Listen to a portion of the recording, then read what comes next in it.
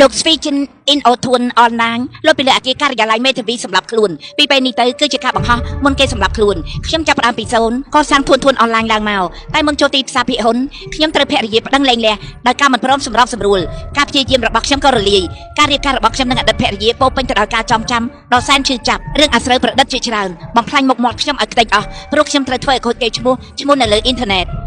ធ្វើឲ្យគេសង្ស័យលើខ្លួនខ្ញុំគេឈ្មោះខ្ញុំធ្លាក់ចូលក្នុងរណ្ដៅពាក្យមួយបង្កាច់ចូលមកមិនជប់ចូលហើយខ្សែចុងក្រោយដែលបំផ្លាញខ្ញុំគឺបំណងមិនល្អនាងដើរប្រាប់ដល់អ្នកដាក់ទុនរបស់ខ្ញុំថាជារឿងក្តីខ្ញុំមិនអាចសម្របសម្រួលបានអ្នកដាក់ទុនសុំដកខ្លួនម្ដងម្នាក់ធួនអនឡាញអស់សង្ឃឹមនឹងចូលទីផ្សារស្របពេលគូប្រជែងខ្ញុំគេទៅបានយ៉ាងរលូនមកតែមិញយើងទៅស៊ីតែក្នុងក្រុមសរុបរួមប៉ៃស៊ីងមីងនិងស្ទីជីនរៀបការនឹងគ្នាមែនស្នាមចាស់មិនតាន់អស់ផងមករកឃើញសម្បត្តិលាស្លាប់របស់ស្វីជីនទៅហើយមែនហើយម្សិលមិញនៅលើណេតជេស្វីជីនឲ្យពេញពេលនេះស្វីជីនស្លាប់បាត់តាមសម្បត្តិលាស្លាប់ប៉ៃស៊ីងមីងមិនមែនធម្មតាទេគេប្រាប់ថាត្រូវស្វីជីនបោកអារៀបការតែប៉ៃស៊ីងមីងនាងដូចជាមិនដឹងអីទេទៅនាងដូចជាមិនមែនមនុស្សធ្វើអីបែបហ្នឹងសោះអ្នកណាដឹងក្នុងវិស័យនេះអ្នកណាពិតអ្នកណាខ្លាយទៅអូឡើងមកហើយ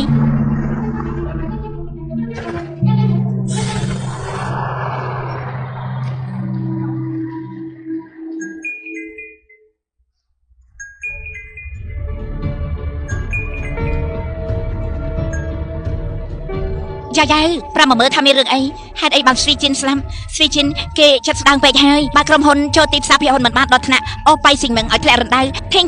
ចាំនិយាយគ្នាទៀត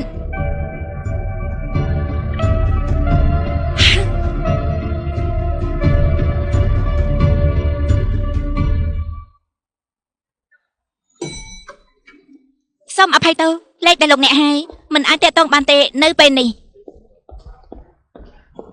សូមអភ័យទោសលេខដែលលោកអ្នកហៅមិនអាចតាក់ទងបានទេនៅពេលនេះប្រាប់តិចចុះរឿងក្តីប៉ៃស៊ីងមឹងស្រាប់ហើយម៉ាយនៅស្ងៀមមើលទៅជារឿងក្តីដែលគេធ្វើផងពួកគេនាំគ្នាមើលអីហ្នឹងពេលនេះប៉ៃស៊ីងមីងតែងតាំងជាមីងជាមេធាវីហើយពួកគេទៅរៀបចំថ្លែងសន្និសីទការសម្រាប់ខ្លួនរបស់លោកស្វីជីនតើតើនឹងការប្តឹងលែងលះគ្នានឹងអ្នកនាងដែរទេអ្នកនាងប៉ៃស៊ីងមឹងប្តឹងស្វីជីនរឿងការបែងចែកទ្រព្យសម្បត្តិថ្មីក្រៅពីការលែងលះដើម្បីការពារសិទ្ធិតាមច្បាប់និងផលប្រយោជន៍ក្នុងការចុះអេតាស៊ីវិលអ្នកនាងប៉ៃត្រូវការចែកភ្លឺនិងរក្សាមិត្តភាពដដែលនាងព្រមទទួលយកកិច្ចប្រឹងប្រែងដោយការទុកចិត្តនៅអ្នកជំនាញអ្នកនាងប៉ៃបានផ្ញើការទំនាក់ទំនងទៅមេធាវីជីនហឹងអែនខូលបាទអ្នកនាងប៉ៃមិនតាក់ទងលោកស្វីជីនដោយត្រង់ទេយ៉ាងណាក្តីខាងមេធាវីមិនផ្ដល់តនន័យទើបអ្នកនាងប៉ៃមិនដឹងថាលោកស្វីជីនធ្លាប់តាក់ទងនិងសម្របសម្រួលជាមួយគាត់ជាច្រើនសារហើយទេខាងយើងសូមចូលរួមរំលែកទុកផងដែលបានកើតឡើងពីរឿងនេះគេនិយាយបែបនេះបានយ៉ាងម៉េចនាងមកយំរួចសូមឲ្យខ្ញុំនិយាយជាមួយលោកស្វី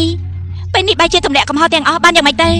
នេះគឺជាយុទ្ធសាស្ត្រដែលតាំងមិញរៀបកម្រងឲ្យគឺប៉ិនកន្លុកជាប្រជាប្រិយភាពបំផុតការស្លាប់របស់លោកស្វីជីនព្រោះចឹងហឹងជាដើមហេតុមែនទេអ្នកនាងប៉ៃស៊ឺមីងអ្នកនាងគិតចាត់ការរឿងនេះយ៉ាងម៉េចដែររឿងដែលលោកស្វីជីនលៀបពណ៌អ្នកនាងប៉ៃស៊ីងមឹងនៅវ៉ៃបូដើម្បីយល់ដល់មនុស្សធម៌អ្នកនាងប៉ៃស៊ីងមឹងសម្រាប់ចិត្តមិនប្តឹងរូបគេតែសម្រាប់បណ្ដាញសង្គមផ្ទាល់ខ្លួនកណន័យទីផ្សារដែលរឿងប្រឌិតខ្លែងបន្លំការពិនរួមទាំងការផ្សព្វផ្សាយរឿងប្រឌិនដើម្បីមកបង្កាច់គេយើងនឹងដំណើររឿងតាមផ្លូវច្បាប់ចំណែករឿងជីនហឹងខុលបំពេញតួនាទីមិនជោគជ័យអ្នកនាងប៉ៃនឹងរំសាយកិច្ចកងត្រាជាមួយក្រុមហ៊ុនដែលផ្ទាល់និងលះបង់សិទ្ធិក្នុងការដើររឿងក្តីបន្តទៅនេះនឹងធ្លាក់ជារបស់ទីវី and call ជំនួសវិញបានហើយមិនចាំបាច់ទេនាំតែស្មុកឯ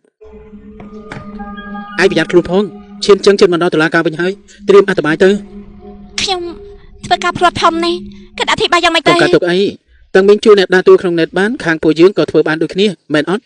គេមិនប្រកាសស្មើយើងទេខ្ញុំទៅតាក់ទងព័ត៌មានសិនចាត់ការរឿងនេះចេញទៅ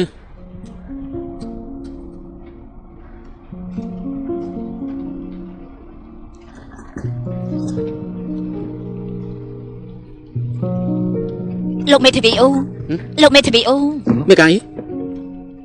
គ្រប់គ្នាຕົកចិត្តលោករឿងតំណាក់តំណងតែធម្មតាពេលការរឿងបែបនេះមេធាវីឈានដេញឆឹងយ៉ាវចាញ់ភ្លាមមិនបានទេលោករកផ្លូវជួយបន្តិចទៅបានចាំខ្ញុំរកផ្លូវខ្ញុំគិតមើលសិន